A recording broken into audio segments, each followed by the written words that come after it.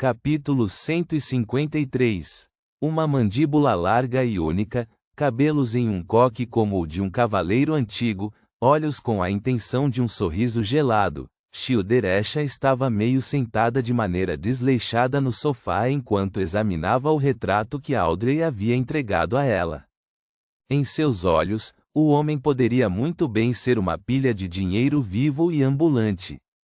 Depois de memorizar a aparência do grande pirata Quilangos, ela leu a descrição escrita na parte inferior da página. Cabelo castanho, olhos verdes escuros. O retrato só pode ser usado como referência geral, pois o alvo possui a capacidade de se transformar em outra pessoa. Não se sabe quanto tempo ele pode manter a transformação. O retrato pode ser usado apenas como referência. O alvo possui a capacidade de se transformar em outra pessoa. Apenas como referência, se transforma em outra pessoa. Então por que gastei tanto tempo memorizando suas características faciais? Shio exibia um olhar atordoado, como se fosse a primeira vez que testemunhava as más intenções que o mundo tinha por ela. Ela olhou para cima e viu Forswall caída languidamente em um sofá em sua frente. Ela parecia estar murmurando para si mesma. Não há como procurar por essa pessoa. Não sabemos como ele é. Tudo o que sabemos é que ele não é de Backlund. Há muitos estrangeiros que entram em Backlund todos os dias. Fors tentou se sentar, mas falhou mesmo depois de 3 tentativas. Eu sou apenas uma aprendiz, não um árbitro, ela fez beicinho enquanto colocava a mão no apoio de braço do sofá, conseguindo finalmente se levantar com sucesso. Essa dama acha que somos profetas? Brincou Fors. Shio estava prestes a responder quando percebeu que ainda havia notas de rodapé as quais ainda não havia lido. Ela as recitou suavemente. As formas sugeridas de procura são as seguintes. 1. Quilangos tem um objeto maligno com ele, que precisa devorar a carne, o sangue e a alma de uma pessoa viva a cada 2 dias. Pode-se considerar procurar mendigos desaparecidos. 2. Pesquise as informações de Quilangos minuciosamente e crie um perfil de seus hobbies e comportamentos particulares. 3. Os traços faciais de uma pessoa podem mudar, mas enquanto não receber nenhum treinamento especial, geralmente agirá como ele mesmo, como as coisas que prefere comer, seu jeito de andar, ações que costuma realizar e muitos outros detalhes. Fors assentiu enquanto ouvia. Audrey não é a adolescente inocente e ingênua que os rumores sugerem. Ela tem um coração meticuloso e um senso calmo de observação. É mesmo?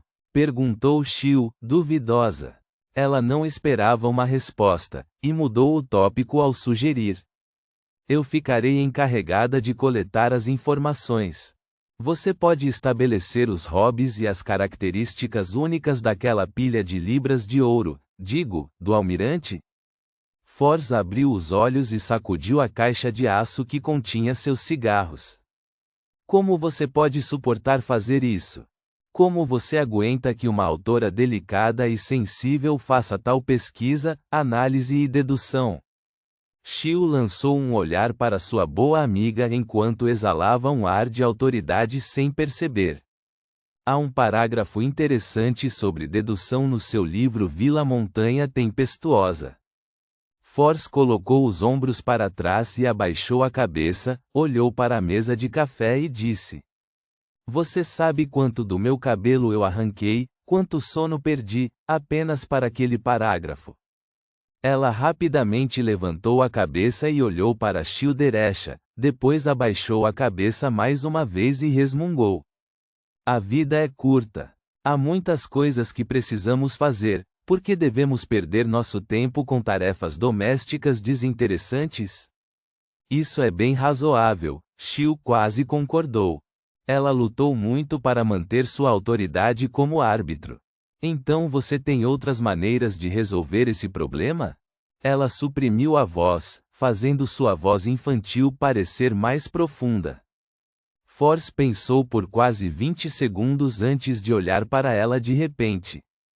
Podemos contratar um profissional. Depois que você terminar de coletar as informações sobre o contra-almirante Furacão, podemos apagar o nome e entregar a um excelente detetive, para pedirmos então que ele faça a consolidação e a dedução.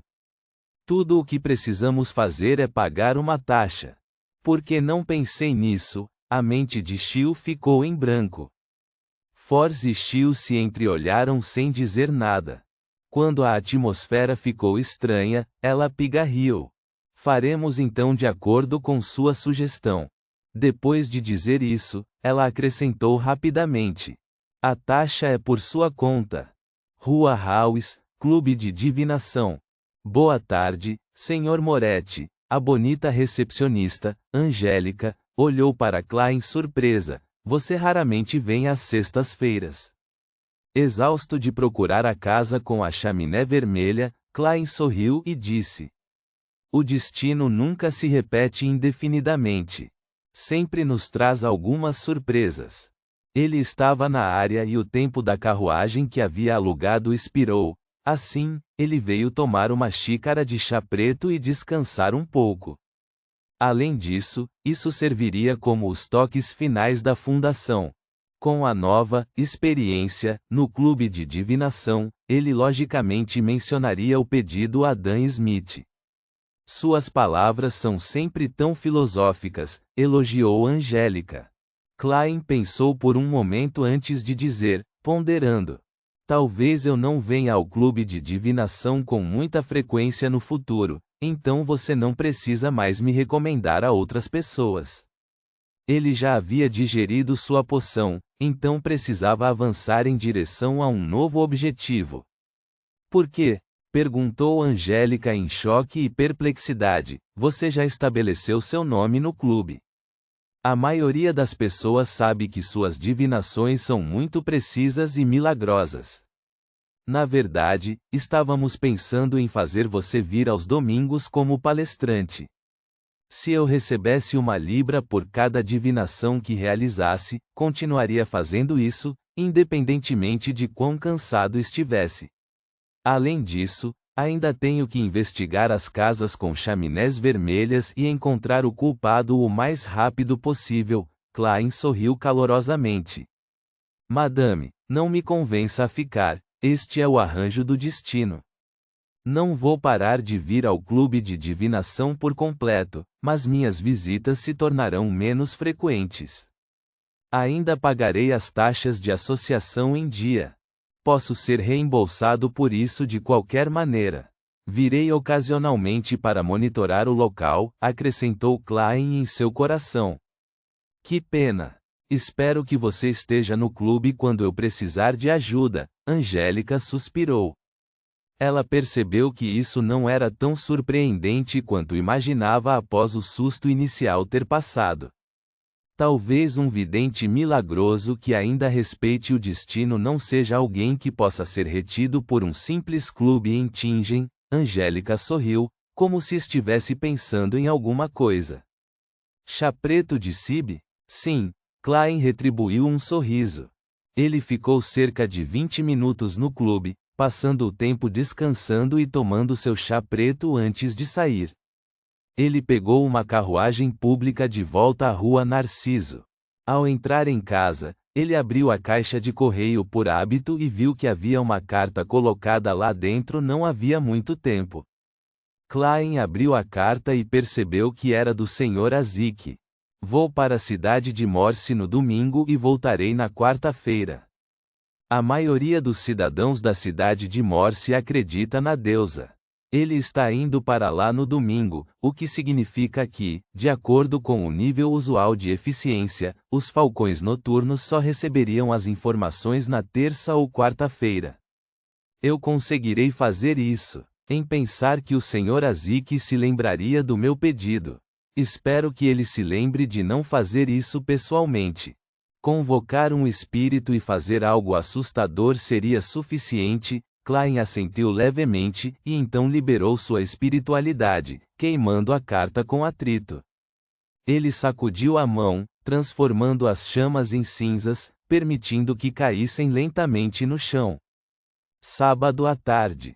Klein estava usando seu blusão preto e chapéu, com a bengala na mão enquanto entrava lentamente na companhia de segurança Blackjorn.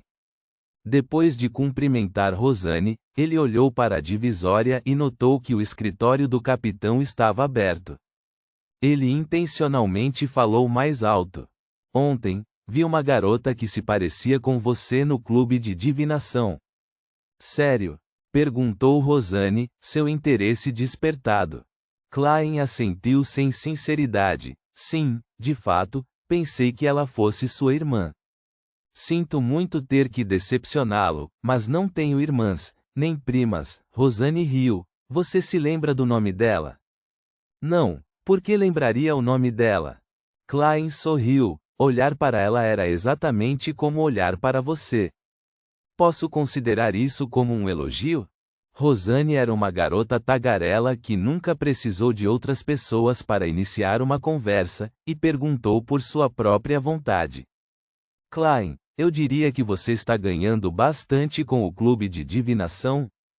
Como um verdadeiro vidente, suas habilidades estão muito além daqueles que consideram isso um hobby. Ainda seríamos bons colegas se você não mencionasse isso, Klein tossiu. Um vidente precisa respeitar o destino.